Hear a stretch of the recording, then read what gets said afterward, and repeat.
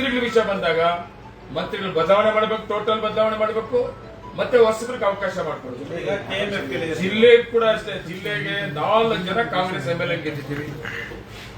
ನೋವಾಗ್ತದೆ. 4 ಜನ ಕಾಂಗ್ರೆಸ್ MLA ಗೆದ್ದರು ಕೂಡ ಕೋಲಾರ ಜಿಲ್ಲೆ ಈ ಕರ್ನಾಟಕ ರಾಜ್ಯಕ್ಕೆ ಮೊದಲ ಮುಖ್ಯಮಂತ್ರಿ ಕೊಟ್ಟಂತ ಜಿಲ್ಲೆ ಇದು. ಇವತ್ತು ಪವರ್ಫುಲ್ ಕಾಂಗ್ರೆಸ್ ಸರ್ಕಾರ ಇದೆ, ಆದ್ರೆ ಒಬ್ಬ ಮಂತ್ರಿ ಇಲ್ವಲ್ಲ ಅಂತ ನೋವು ಕೂಡ ಇದೆ. 4 ಜನ ಕಾಂಗ್ರೆಸ್ MLA ಗೆದ್ದು ಸರ್ಕಾರ ಗಮನದಲ್ಲಿದೆ, ಅದು ಮುಖ್ಯಮಂತ್ರಿ ಉಪಮುಖ್ಯಮಂತ್ರಿ ಹೈಕಮಾಂಡ್ ಗಮನದಲ್ಲಿ ಇದೆ. ಅಂತ ಅವಕಾಶ ನಮ್ಮ ಜಿಲ್ಲೆಗೆ ಬರ್ತದೆ. ಅಲ್ಲ, ನೀವೆಲ್ಲ ಫೇಲ್ ಆಗಿದ್ದೀರಾ ಅಂತ ಸರ್ ಮಂತ್ರಿ ಸ್ಥಾನ ತಗೊಳ್ಳೋದಕ್ಕೆ. ಯಾಕೆಂತಂದ್ರೆ 4 MLAಗಳು MLC ಇದ್ದೀರಾ, ನಮ್ಮನ್ನ ಇನ್ನೊಂದ್ ಕಡೆ ಇದು ಮೂಲೆ ಗುಂಪು ಮಾಡಿದ್ದಾರೆ ಅಂತ ಕೋಲಾರ ಜಿಲ್ಲೆ. ಇಲ್ಲ ನೋಡಿ, ನಾನು ಆ ವಿಷಯಕ್ಕೆ ಬಂದಾಗ ನೋವಲ್ಲಿ ಬೇಜಾರಲ್ಲಿ ಹೇಳೋದೇನಂದ್ರೆ, ನಾವು 4 ಜನ MLAಗಳು ಒಟ್ಟಿಗೆ ಒಗ್ಗಟ್ಟಾಗಿರ್ಬೇಕು. ಒಗ್ಗಟ್ಟಾಗಿದ್ರೆ ನಾವೆಲ್ಲ ಯಾರೋ ಒಬ್ರು ಏನೋ ಒಂದು ಆಗ್ತೀವಿ. ನಮ್ಮಲ್ಲಿ ಎಲ್ಲೋ ಒಂದು ಕಡೆ ಕೆಲವ್ರ ಕಡೆಯಿಂದ ಒಗ್ಗಟ್ಟು ಇಲ್ವೇನೋ, ಅದರಿಂದ ನಮ್ಮ ಕೋಲಾರ ಜಿಲ್ಲೆಗೆ ಅನ್ಯಾಯ ಆಯ್ತೇನೋ, ಯಾರು ಬೇಕಾದ್ರೂ ಆಗ್ಲಿ ಬಿಡ್ರಿ.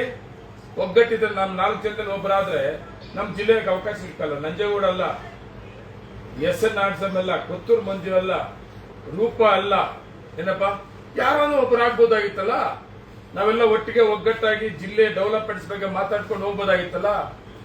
ಯಾರು ನಮ್ಮಲ್ಲಿ ಇವತ್ತು ಹಿರಿಯರೇ ಇಲ್ಲ. ರಮೇಶ್ ಕುಮಾರ್ ಅವರು ಇದ್ರು ಮೊದಲು ಅವಧಿಯಲ್ಲಿ ನಾನು MLA ಆಗಿದ್ದಾಗ. ಕಷ್ಟನೋ ಸುಖನೋ ಮೈತ್ರಿ ಸರ್ಕಾರ ಇತ್ತು, ಫಸ್ಟ್ ಟೈಮ್ MLA ಆಗಿದ್ದಾಗ ಸ್ಪೀಕರ್ ಇದ್ರು ಕೂಡ 2 ತಿಂಗಳು ಸರ್ಕಾರ ನಮ್ಮನ್ನು ಮಾತಾಡ್ತಾ ಇದ್ರು. KC ವ್ಯಾಲಿ ತರೋದಕ್ಕೆ ಬರ್ಲಿಲ್ಲ ನೀರು ಅಂತ ಹೇಳ್ಬಿಟ್ಟು ಎಂತ ತೀರ್ಮಾನ ತಗೊಂಡು ಮೀಟಿಂಗ್ ಮಾಡೋರು ಕೃಷ್ಣಬೈರೇಗೌಡರು, ರಮೇಶ್ ಕುಮಾರ್ 2 ತಿಂಗಳು ಒಂದೊಂದ್ಸಾರಿ. ಆಮೇಲೆ ಬಿಜೆಪಿ ಸರ್ಕಾರ ಬಂದ್ರೆ ನಮ್ಮ ಸರ್ಕಾರ ಇದ್ದಿದ್ರು ರಮೇಶ್ ಕುಮಾರ್ ಅವರು 2 ತಿಂಗಳಿಗೂ 3 ತಿಂಗಳಿಗೂ ನಮ್ಮೆಲ್ಲ MLA ಕರೆದು ಮೀಟಿಂಗ್ ಮಾಡೋದು.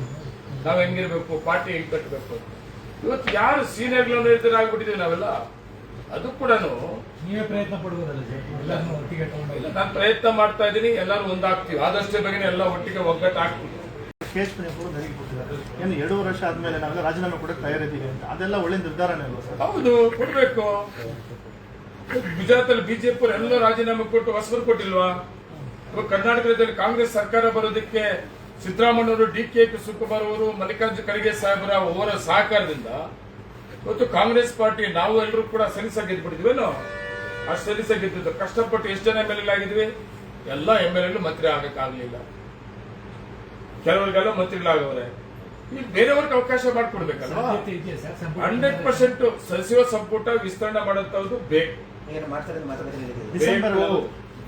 ಡಿಸೆಂಬರ್ ಅಲ್ಲಿ ಮಾಡ್ತಾರೋ, ಯಾವತ್ತು ಮಾಡ್ತಾರೋ, ಹೈಕಮಾಂಡ್ ಯಾವತ್ತು ತೀರ್ಮಾನ ತಗೋದು. ನನ್ನ ಪ್ರಕಾರ ಬದಲಾವಣೆ ಮಾಡೋದು, ಹೊಸಬ್ರಿಗೆ ಅವಕಾಶ ಮಾಡಿಕೊಡು, ಟೋಟಲ್ ಎಲ್ಲಾನು ತೆಗೆದು ಹೊಸಬ್ರಿಗೆ ಅವಕಾಶ ಮಾಡಿಕೊಡು. ಸರ್, ಈಗ CM ಕೂಡ ಅದೇ ತರ ಬದಲಾವಣೆ ಆಗುತ್ತಾ ಏನಾದ್ರು ಅಂತ? CM ಬಗ್ಗೆ ನಾನು ಮಾತಾಡಕ್ ಹೋಗುದಿಲ್ಲ. CM ಮುಖ್ಯಮಂತ್ರಿಗಳು, ಹೈಕಮಾಂಡ್ ಅವ್ರು ಯಾವ ತರ ತೀರ್ಮಾನ ತಗೊಂಡಿದ್ರು ನನಗೆ ಗೊತ್ತಿಲ್ಲ. ಇವತ್ತು ಮುಖ್ಯಮಂತ್ರಿಗಳು, ಉಪಮುಖ್ಯಮಂತ್ರಿಗಳು ತುಂಬಾ ಚೆನ್ನಾಗಿದ್ದಾರೆ. ಎಲ್ಲಾ ರೀತಿಯಲ್ಲಿ ಎಲ್ಲಾ MLA ಸಹಕಾರ ಕೊಡ್ತಾ ಇದ್ದಾರೆ. ಮುಖ್ಯಮಂತ್ರಿ, ಉಪಮುಖ್ಯಮಂತ್ರಿ ಬಗ್ಗೆ ನಾನು ಮಾತಾಡಕ್ ಹೋಗಿಲ್ಲ. ಹೈಕಮಾಂಡ್ ತೀರ್ಮಾನ ಮಾಡ್ತಾರೆ.